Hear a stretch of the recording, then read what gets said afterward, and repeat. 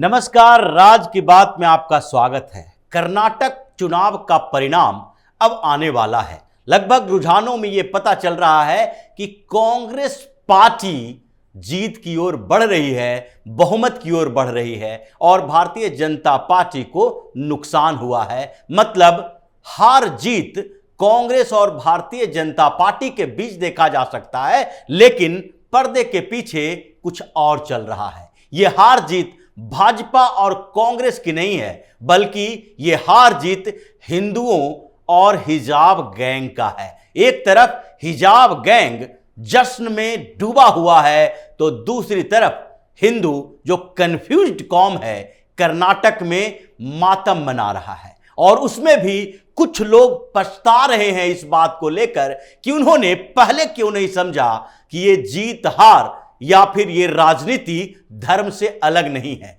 कुछ लोग राजनीति में धर्म का चोंगा ओढ़े हुए हैं, कुछ लोग सेकुलरिज्म का चोंगा ओढ़कर किसी और को टारगेट कर रहे हैं, तो कुछ पार्टियां जो है वो खुलकर किसी का साथ दे रही है। अंतर इतना है कि आपके अंदर कंफ्यूजन इस बात का है कि आप समझ नहीं पाते कि जो चोंगा ओढ़कर सेकुलरिज्म की बात कर रहा है, सामने में जो आपके धर्म के साथ कनेक्ट होकर किसी भी तरीके से राजनीति और सियासत पर कब्जा करके आपके दिमाग को हिलाने की कोशिश कर रहा है, उसकी उस कॉन्स्पिरेसी को समझ नहीं पाए और इसीलिए कंफ्यूज्ड हिंदुओं ने प्रधानमंत्री नरेंद्र मोदी को धोखा दिया है, जिसका परिणाम अब सामने दिखाई पड़ रहा है, जिसमें हिजाब गैंग पूरी तरीके से जश्न में डूबा हुआ है और हिंदुओं के घर अभी मातम पसरा हुआ है। ऐसा क्यों हुआ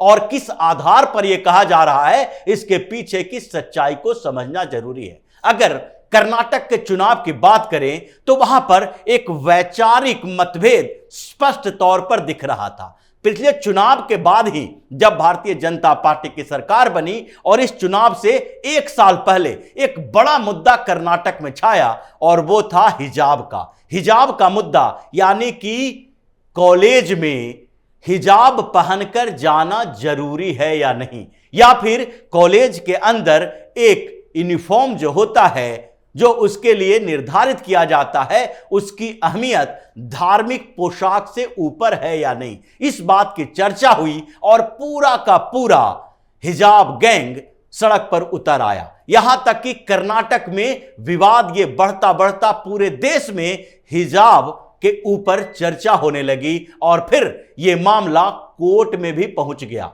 हाई कोर्ट से होता हुआ सुप्रीम कोर्ट तक पहुंचा, लेकिन हिजाब की यह चर्चा खत्म नहीं हुई, क्योंकि भारतीय जनता पार्टी की सरकार थी और धार्मिक प्रदर्शन जो एक तरफा हिंदुस्तान के अंदर किया जा रहा है, उससे भारतीय जनता पार्टी को परेशानी है। एक तरफ भारतीय जनता पार्टी बार बार इस बात का संकेत दे रही है कि हिंदुओं को अब जागना चाहिए, समझना चाहिए कि उसको किस स्तर से सोच अपनी बदलनी है। जो सामने वाला है वो दो तरफा वार कर रहा है। एक तरफ टैक्टिकल तरीके से वोटिंग करके सत्ता पर अपने समर्थकों का कब्जा करवा रहा है, तो दूसरी तरफ बाहर में बैठकर सेकुलरिज्म की बात करके हिंदू युवाओं को बरगला रहा है, ताकि आप अपने धर्म के प्रति दृढ़ नहीं रहें, कंफ्यूज हो जाए। और यही कर्नाटक के चुनाव में हुआ। यह हिजाब का विवाद बढ़ता चला गया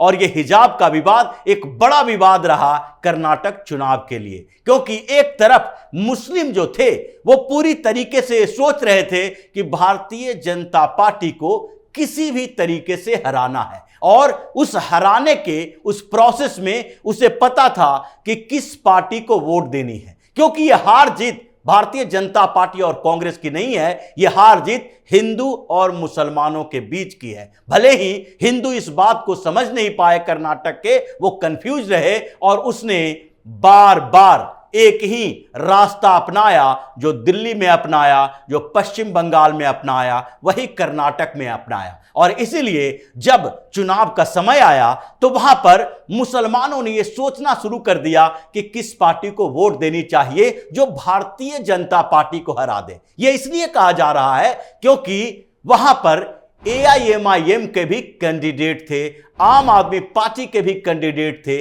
और यहां तक कि एसडीपीआई जो कि पीएफआई का पॉलिटिकल विंग माना जाता है उसके भी कैंडिडेट थे। अगर हिजाब विवाद को देखें तो पीएफआई की पूरी एंट्री वहां पर थी। उसका स्टूडेंट विंग जो था वो मुसलमानों के घरों में जा जाकर मोरल बूस्टअप कर रहा था कि आप अपनी लड़कियों को हिजाब में भेजें। इसके लिए अगर उसे स्कूल का कॉलेज का त्याग करना पड़े तो करना चाहिए, क्योंकि यह धर्म का मामला है। और इसलिए कुछ लड़कियों ने जबरदस्ती कोर्ट के, हाई कोर्ट के फैसले के बावजूद भी कॉलेज छोड़ने को प्रिफर किया, न कि हिजाब छोड़ने को। मतलब हिजाब नहीं छोड़ेंगे, कॉलेज छोड़ना पड़े तो वो मंजूर है। गवर्नमेंट कॉलेज की जगह प्राइवेट कॉलेज में पढ़ेंगे, प्राइवेट स्कूल में पढ़ेंगे, लेकिन हम हिजाब नहीं छोड़ेंगे।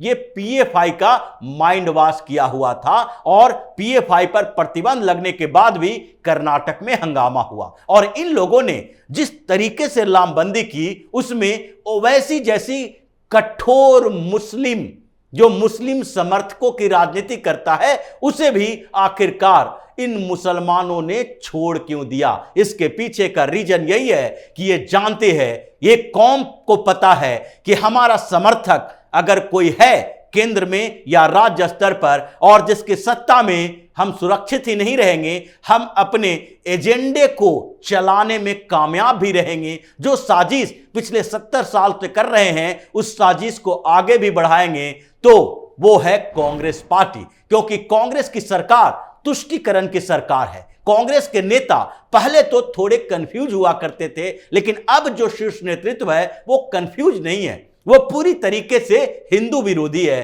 क्योंकि उसके अंदर हिंदू आस्था है ही नहीं। चाहे राहुल गांधी हो, प्रियंका गांधी हो या सोनिया गांधी हो, तीनों एक ही लाइन पर चलते हैं। धर्म के मामले में अगर उनकी आस्था किसी भी धर्म से है तो वो है क्रिश्चियनिटी की तरफ, क्योंकि उनकी परवरिश भी यही हुई है। और ये जो मंदिरों में जाने का दिखावा किया जाता है, ये सिर्फ चुनाव जीतने की रणनीति है, जिसे हिंदुओं को कंफ्यूज करने का तरीका बनाया जाता है। और यही कारण है कि जब मुसलमानों ने पूरे कर्नाटक में टैक्टिकल वोटिंग की, कांग्रेस को एक तरफा वोट दिया, एआईएमआईएम को जमानत भी बचाने के लिए सोचना पड़ रहा है, 1% से भी कम वोट आ रहा है, एसडीपीआई मैदान में नहीं है। आम आदमी पार्टी, अरविंद केजरीवाल की जो पार्टी है दिल्ली में, जिसे मुसलमान अपने सर पे बिठाए रहते हैं, कर्नाटक में उसे पूरी तरीके से रिजेक्ट कर दिया, क्योंकि यह मामला विकास का है ही नहीं,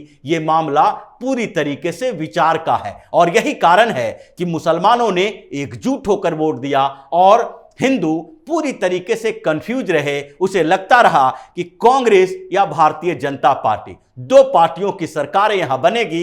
हो सकता है भारतीय जनता पार्टी के भी सीएम हिंदू ही होंगे, और दूसरी तरफ अगर कांग्रेस की सरकार बनती है तो चीफ मिनिस्टर हिंदू ही होंगे। लेकिन फिर भी रेवड़ी कल्चर में कुछ भरोसा किया जा सकता है और कुछ फायदा कांग्रेस से भी उठाया जा सकता है। इसीलिए कांग्रेस और भारतीय जनता पार्टी का चुनाव करने में कंफ्यूज रही, और वहां के कंफ्यूज हिंदुओं ने भारतीय जनता पार्टी के बदले कांग्रेस को भी अपने अपने क्षेत्रों में वोट दिया, जिसका परिणाम आज सामने दिखाई पड़ रहा है। लेकिन इस परिणाम का असर क्या होगा? हालांकि कांग्रेस में अभी कंफ्यूजन का दौर है। जीत के बाद भी जीत की खुशी कांग्रेस के नेताओं में नहीं दिखाई पड़ रही है, क्योंकि कांग्रेस में गुटबाजी तेज हो गई है। 4 सीएम के कैंडिडेट हैं और कंफ्यूजन इस स्तर का है कि बाहर के नेता जो हैं, यहां के तक कि कुछ विपक्षी पार्टियों के सीएम को भी यह पता नहीं लग रहा है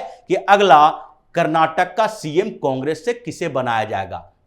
इसीलिए एमके स्टालिन हैं जो सिद्धारमैया को जीत की बधाई दे रहे हैं, तो नीतीश कुमार जैसे कुछ नेता किसी और को, राहुल गांधी को भी दे रहे हैं और डीके शिव कुमार को भी दे रहे हैं। कुछ नेता कर्नाटक में जो कांग्रेस के राष्ट्रीय अध्यक्ष हैं खड़गे साहब, उनको भी बधाई देने में लगे हुए हैं। लॉबिंग इस कदर हावी है कि सब अपने अपने समर्थक विधायकों को पकड़ कर रखना चाहते हैं, और इस बीच सबसे ज्यादा स्मार्ट गेम खड़गे कर रहे हैं, क्योंकि उन्हें लग रहा है कि इस बार सबसे प्रबल दावेदार जो हैं वो दो हैं, एक तरफ सिद्धारमैया और दूसरी तरफ डीके शिव कुमार। अगर इन दोनों में टकराव होता है तो तीसरे स्तर पर एक विकल्प की कोशिश की जानी चाहिए, और राहुल गांधी जो कि अभी मीडिएट कर रहे हैं इन लोगों के बीच, उनको लग रहा है कि दो की लड़ाई में तीसरा फायदा उठाया जा सकता है। यानी खड़गे ने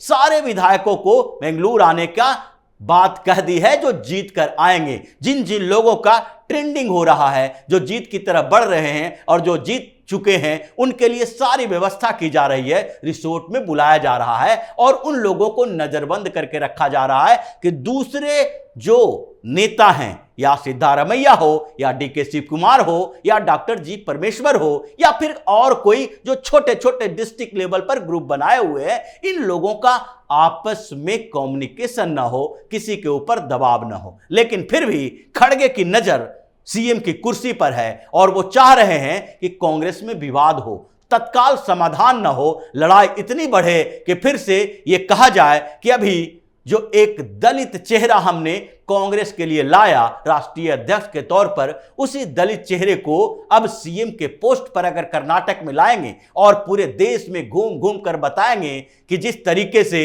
एक आदिवासी को पीएम मोदी ने राष्ट्रपति बनाया, दलितों के लिए काम कर रहे हैं, हम भी दलितों के लिए उसके बदले एक सीएम बनाकर दे रहे हैं। लेकिन इस बीच जो स्थिति है वो इसी स्तर पर है कि अगर खड़गे को भी मैदान में उतारा जाता है तो एक न एक गुट नाराज होगा, क्योंकि सीएम की कुर्सी सबको चाहिए, मलाईदार पद सबको चाहिए। और डीके शिव कुमार ने जो करोड़ों रुपए खर्च किए हैं, पिछली बार मंत्री रहते हुए करोड़ों कमाए थे, 1200 करोड़ से ज्यादा की संपत्ति उन्होंने घोषित किया है, जिसके ऊपर 300 करोड़ रुपया का सिर्फ इनकम टैक्स का बकाया है। वो चाह रहे हैं कि सीएम की कुर्सी हमारी ही हो। लेकिन इसलिए कांग्रेस में विवाद तो है और इस विवाद के बीच विस्फोट भी हो सकता है। कांग्रेस में पिछले बार की तरह कुछ विधायक छोड़कर जा भी सकते हैं, लेकिन सवाल तो वही खड़ा होता है कि आखिरकार कर्नाटक के हिंदू इतने कंफ्यूज क्यों हैं,